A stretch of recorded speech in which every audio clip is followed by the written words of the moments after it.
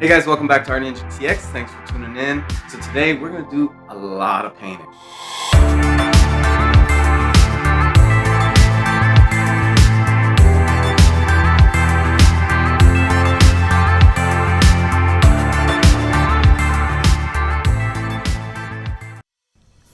So today what we're going to do is we're going to paint Ahsoka Tano from The Mandalorian. You might also know her from Clone Wars. She was Anakin Skywalker's apprentice before he became Darth Vader, and just your general badass Jedi. Like she's really sick. So I'm painting her just because in a show that is as great as The Mandalorian, she stood out to me more than anybody else in the second season. And to be honest, and this is a hill I'm willing to die on, you guys really might be pissed at me for this, but the last 3 Star Wars movies were complete garbage. I'm sorry. Aside from Rogue One, everything else that was modern Star Wars was garbage. It didn't have the Star Wars feel. It didn't have that effort behind it. It was like carbon copies of the originals. And the saddest part is I saw better lightsaber fights in the parking lot on the way to see the movie than I saw in the movies themselves. And that's a big no-no for me. The Mandalorian was the first thing that had that feeling back. It was like, oh, there you are, Star Wars. Like, it was like that scene in Hook where the kids like spread in Robin Williams' face. And like, there you are, Peter Pan. Like, it really was like that. That we hadn't seen Star Wars in so long.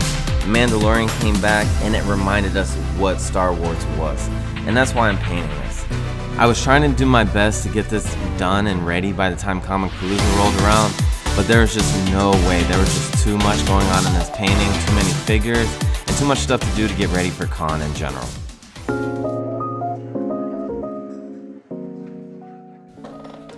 Hold on. Oh, I may have a problem.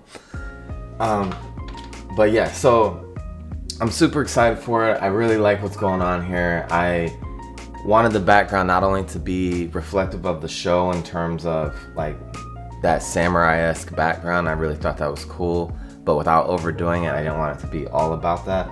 I wanted it more to be about Ahsoka's inner turmoil with Grogu. I think the challenging part of this is when you do such a figure-oriented and detailed background is not over focusing and putting super sharp detail, because otherwise it kind of can become jumbled, but also it's not directing your eye.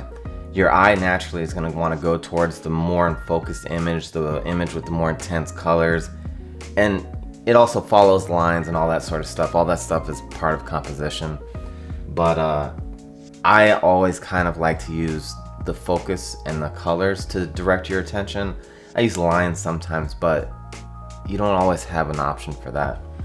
So I put these somewhat out of focus, so that when you see Ahsoka Tano, she's gonna be super sharp, super crisp, really vivid colors in comparison to the background.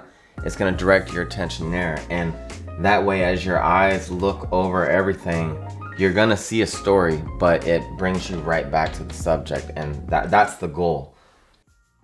So we're finally starting Ahsoka Tano. I'm so stoked.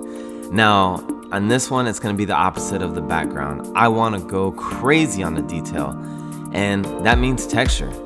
I'm mapping everything out with my base colors one by one. It's really tedious. You probably could do it faster if you use transparents, but I'm not really a fan of those. And I don't have a problem mapping it out. I like to layer and layer and layer, just like traditional acrylic painters. So that's what I'm doing. Texture, scrape, more paint, erase, scrape, more paint. The cycle is endless and it's worth it. I mean, I gain a lot of pleasure by this methodology of adding my paint in layers like a traditional painter, and it starts to get an awesome effect. I always write notes on my reference as I go, just kind of planning out my next steps, what's gonna come next, what I need to be doing, what I need to not do, what I need to skip over until a certain point. And some might view that as cheating, but for me, I view that as planning ahead. Like when a coach writes notes to himself in his own playbook, that's good coaching. I'm coaching myself on doing projects that are pushing my limits every time, and I'm leaving myself feedback and trying to plan ahead for the future, because in every project there's a new challenge. So for me, on long paintings like this, it's really important to take breaks and recenter myself. Fortunately, I love being in my studio. It's like my zen spot. I could be in there all day. And due to the nature of painting, it tends to be a solo activity, and because it's one of passion, it's one of consumption. So I try not to let it consume myself and maintain balance in my life, and spend time with people that are important to me, like my friends from the gym, and make sure that I'm maintaining those relationships, because it's really easy to get caught up in painting. Now, fortunately, all my boys that I train with, they're wild, and I enjoy being around them. So it's easy to maintain that balance with these guys. But I feel like a lot of people fall through the cracks because I'm always on a mission. That yo-yo is not the only thing that's wrong. Whoa! I don't know about you guys, but I'm so turned on right now. You turned on, Wajid?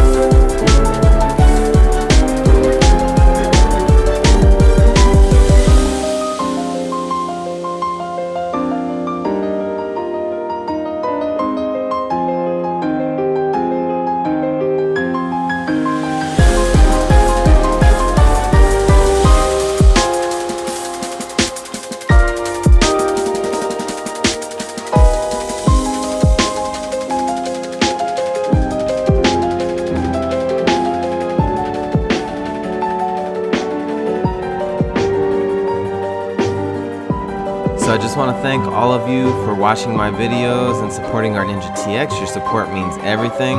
So remember to subscribe, like the video, and share it with your friends. And I just wanted to say special thank you to that wonderful lady in the Pacific Northwest that purchased this painting before it was even completed.